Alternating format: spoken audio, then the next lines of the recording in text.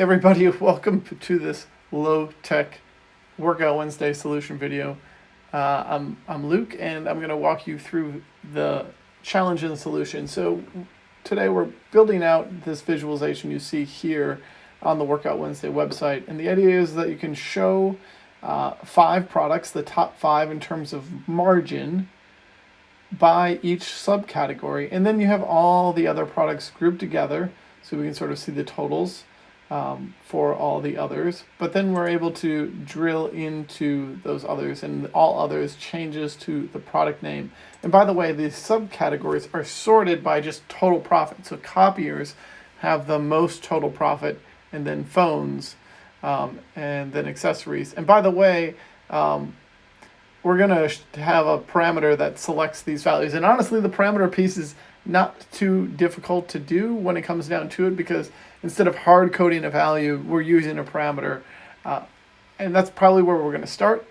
So let's build this visual. Again, if you notice, everything aggregates correctly. And then we have totals in there, which will be a nice additional challenge. But let's stop wasting time. Let's actually get into the solution itself. So we're going to start. I've got product name out on my view, and I need to get those top n parameters created. So I'm just going to do top n for products, and I'm going to change this to integer, and let's make it a list from, say, or a range, let's say from 1 to like 10. We don't, whatever value you set.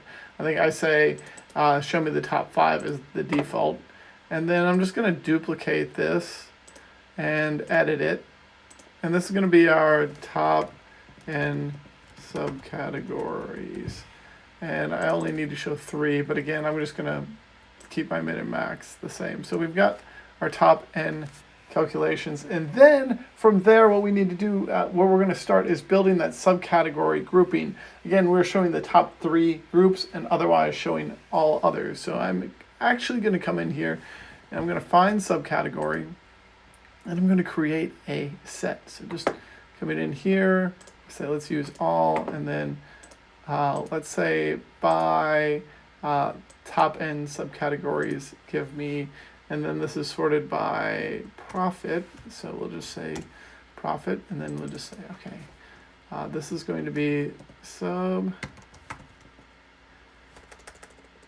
category, and this is a set. Or we'll just say top n.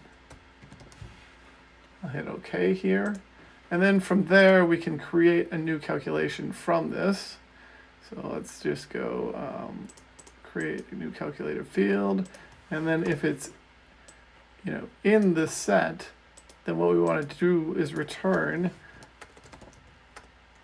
the subcategory itself. Otherwise, we'll say all others, and I'm just going to call this, let's call it subcategory header. I'm just going to hit OK now, and now I'm going to take this header and bring it out onto rows, and then you'll see my top are in there. I'm just going to change my sort here because we want highest to lowest in terms of sales, or profit. So I'm just going to change this to profit descending. And interestingly, all that header returns the top value. So I actually need to make a sort calculation here. There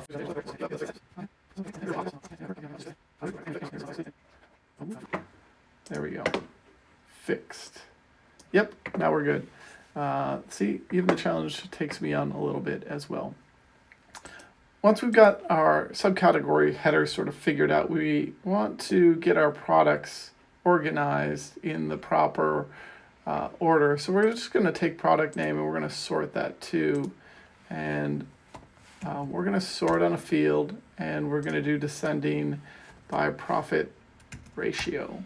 And profit ratio is just the margin.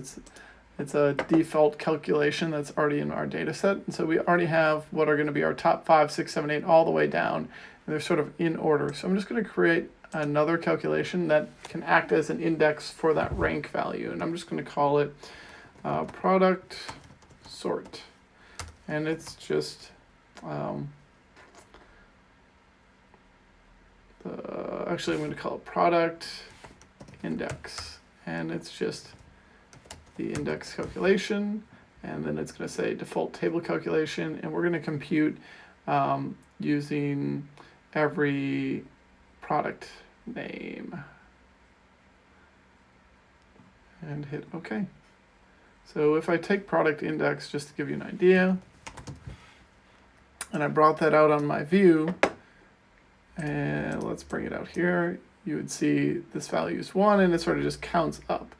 If we edit our index, edit our table calculation, you'll see that it's going to restart for every subcategory header. So it sort of restarts, and we get our top 5 showing up inside of here. What we need to do now is basically say, if you're in the top 5, keep that value, and then all the others, let's group them together. And because we're going to ultimately want to kind of add those up together. So I'm just going to create another calculation, and I'm going to call this product sort. I'm going to say if the product index is greater than that top n products here. So if it's greater than 5, then I want to group them all together, and then I'm just going to say, then let's do top n products plus 1. So in this case, if it's 6 or higher, it's going to return 6, and else let's return the product index. And I'm going to hit OK, and I'm just going to bring product sort out on my view here. I'm going to change this to a discrete value, and I'm going to place it just back here behind product name, to the left of it, in between product header, and I'm going to get rid of this. This is actually going to be a really key calculation that we use that has allowed us to group all of these values together. So you'll see 6 really groups everything together. So where do we go from here? Well, let's get our row labels to be correct. So basically, if it's what I want to do is if it's row 6 or greater, if it's in this product group, then return the all others label. So I'm just going to create a new calculated field, and I'm going to call it product, let's say product row label. And what we'll say is if the product index is less than or equal to the top n products, then let's, and remember product index is an aggregation because it's the index function, so we need to put this inside of a aggregation. We're going to put product name, and we're going to return the product name, else we'll just say all others. And we're going to actually revisit this calculation in a little bit because we're going to add the interactivity and the arrows later. But I just have this product row label, and I'm going to bring this out on my view. And you'll see now we've got the labels and then the all others showing up. I'm not going to get rid of product name here. Actually, I'm just going to right click and let's uncheck show header. So like it's still there. It's still organizing everything for us. And same with this product sort. Do we need it? No, let's just hide it. And there we have, our values coming back. Now we just need to sort of get one all others value to show up. We kind of filter out the rest. So let's do that quickly. We're going to create another new calculated field, and we can just call this product TF, and I'm just going to create a Boolean here, and I'm just going to say product index is less than or equal to top n products plus 1. So it's just going to return the first all others value, and we'll worry about the aggregation down the line for that. And I'm just going to hit OK, and now I'm just going to click and drag this out onto my view and select true, and we have, oh, look at that, that's so nice. I'm going to make a little more space here, but you'll notice that we've got the top 5 plus all others. We just need to figure out how to roll those values up into all others. So let's create our 3 calculations. They're all going to follow the same process. I'm just going to create my first one together, and then maybe we'll cheat a little bit to move quickly through the others. Or maybe I'll just repeat them over so you can see how that works. So like the first calculation is for profit, and we'll just say this is for the top n values. And what we'll say is, right, if you're thinking about this, if the product index, again, if it's 1, 2, 3, 4, or 5, we want to do one thing, and if it's greater than that, if it's 6, we want to do a separate calculation. So I'm just going to say product index is greater than or equal to, is greater than top n products. So if it is, what should we do? Then we want to do something. We'll come back to that. But we do know if it's in the first 5, we just want to do something really simple. We want to return the sum of profit. And I'll just set that up to be like so. The next part, let me just finish my statement. The other part here is how do we do this aggregation? Well, the thing about it is we want to sort of do a sum of all those values in all others. Because we're hiding some, we're going to, your first thought might be LOD, but we're going to actually use a table calculation. And we're going to use window sum. So we're going to do some sort of aggregation of this entire set. By set, I mean of an entire subcategory. We can't really select within one section per se, but we're going to cheat with what we put inside our window sum. And what we're going to say is if the product index is greater than, so if it's greater than the top n products, so if it's 6 or higher, then what we want to do is return the sum of profit. And else we're going to say, we don't want to return those values. So if it's 1, 2, 3, 4, 5, it's not going to roll that up. But if it's in 6 or all these filtered values, technically they're not filtered out because with the index function, we're using data densification to sort of roll those values back into the data set. But I can just hit OK here. And if I go search for top n, and I bring that out on my view, double click, and you'll see I've got some values rolling in. My level of detail calculation, my table calculation is incorrect. It's incorrectly rolling all the other values together as the same value. So how do we fix that? Well, we can come in here and edit this table calculation. Let's specify specific dimensions. First, let's get our index correct. Well, it's product name, so that's perfect. But then our top n, what we're going to say is, let's only do that for every subcategory header. Let's aggregate all the product name values together, and that gives us the correct number here. So what happens if we just throw a subtotal on here? Well, fingers crossed. We'll just come in here. Can I do it from, let's do a total, and let's add all subtotals. But we don't want to see product, so, we'll see if we can't just remove this. I'm always the worst with subtotals. Let's try this again. Totals. Let's show, I rarely ever use these, so let's show column totals. And then we're just going to right click on the subcategory and select subtotals, and there we go. Now our numbers are rolling up for profit. The next thing we kind of just need to do is duplicate profit here, and we'll repeat it for sales. I'm going to cheat by duplicating the calculation and then saying sales, and then I'm just going to change my values inside my calculation for sales to sales and hit OK. I'm just going to double click, and that'll build my table calculation as needed. And then for profit ratio, I'm going to duplicate this again and edit it. And I'm going to, I only need to really, you know, the trick here is take your window sum that you've already created, and you will divide that whole thing out by sales. So what I've done is I have both the numerator and the denominator in separate window sums. I'm going to hit OK again. Oh, forgot to rename it. Profit ratio, and then just get rid of that copy and drag this out here. And in fact, the order should be first, I believe. And I only messed it up slightly. Let's check our table calculation. Well, it looks like I did it wrong altogether. So let's just double check.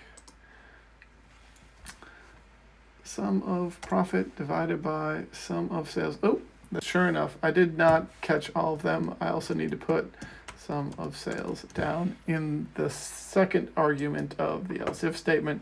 Those zeros are totally fine. We just need to do some formatting. So let's change this to a percentage. And I don't like decimals because we're not interpreting typically at that kind of level. But you'll notice I got 11% and 2.1 million. That's again because we need to edit our table calculations and make sure that we're doing this for every subcategory in our data set. So again, right-clicking, editing these specific dimensions and choosing unchecking subcategory, because we're going to roll it up at subcategory. You see that yellow indicating, hey, this is at subcategory level. And again, we're getting those numbers that we're looking for. The next piece is getting that arrow to show up. All right, we've got the base table built out. So how do we build out that arrow? Well, we can start by, let's just sort of build a calculation that might work. And, you know, it's been a while since I've looked at this. I sort of built this a couple weeks ago. Let's just call this arrow. But we could say, like, if the product sort, so if you remember, product sort is 1, 2, 3, 4, 5, and then all grouped to 6.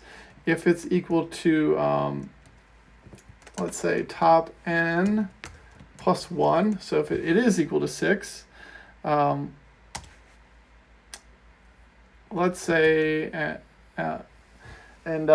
well, if it's equal to 6, then let's just put our arrows in. So I need to go grab those.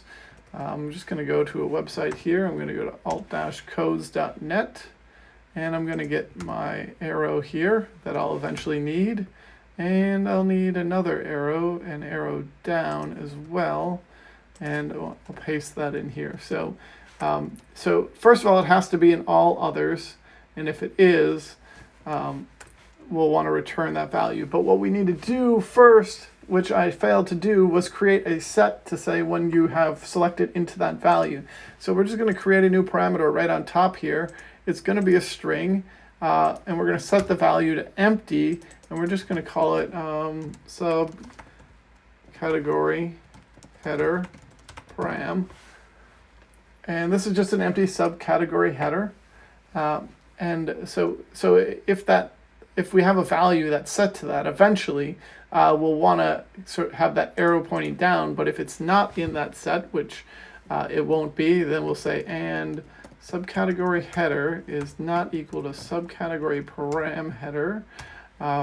Then let's show this value, this arrow. Else, if it's both in the top, like the 6 value, and it is equal to it, then let's return this down. And if it's any other value, let's leave it empty. And I'll just say there's our arrow, and I've got a couple errors. That's because we're working with aggregations again. You can use ATTR, you could use min, max. Any of those values will return a single value here. And I'm going to use ATTR because I think it's probably easier to understand. We don't have to worry about it being anything else than the subcategory header because it is in the view. But I'm just going to hit OK here on the arrow calculation. And now if I take arrow and I just place it between the header and the sort, you'll notice we get our arrow. It doesn't do anything right now because we don't have a dashboard with an action. So I'm just going to click and drag and bring that out onto our view. And maybe I'll just fit the width here. So let's get that action working. Well, first of all, we have to I want to be able to reset this. So we're going to build a reset calculation. So if I select into it, it turns it on. And if I select it again, it turns off. And we can do that with a parameter. I'm just going to call it subcategory header. And I'm going to say update. And this update calculation will update that parameter as we go forward. So we can just say something like, if the subcategory header is equal to the subcategory parameter, then, which is going to be when it's turned on. When we would want to turn it off, we want to sort of set it to a blank value. Else, we would want to return the subcategory header here. And I'm just going to type out end. And this is going to be our update calculation. And all we're going to do is put this on detail because that'll drive our updates. And maybe I'll just change this to an attribute just so I don't have to redo some formatting. Really isn't going to affect the visualization at all. So now I'm just going to add a dashboard and add an action. And let's change this parameter action. So we'll say that subcategory header is going to update with attribute. And I'm going to hit OK. And now if we test this out, we've got it working. However, we have no actions to update what's going on. And this is where we're just going to go back and update our existing calculations so that when I do drive into this parameter, it actually changes my labels dynamically.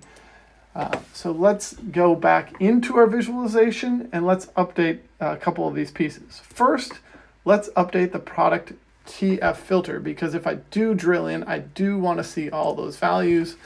So I'm just going to edit this calculation and I'm going to say if, we're going to keep this part, but we're going to add an or statement because we want more to happen. And again, we're going to say if the subcategory header is equal to the subcategory parameter. Let's see what happens if I hit apply.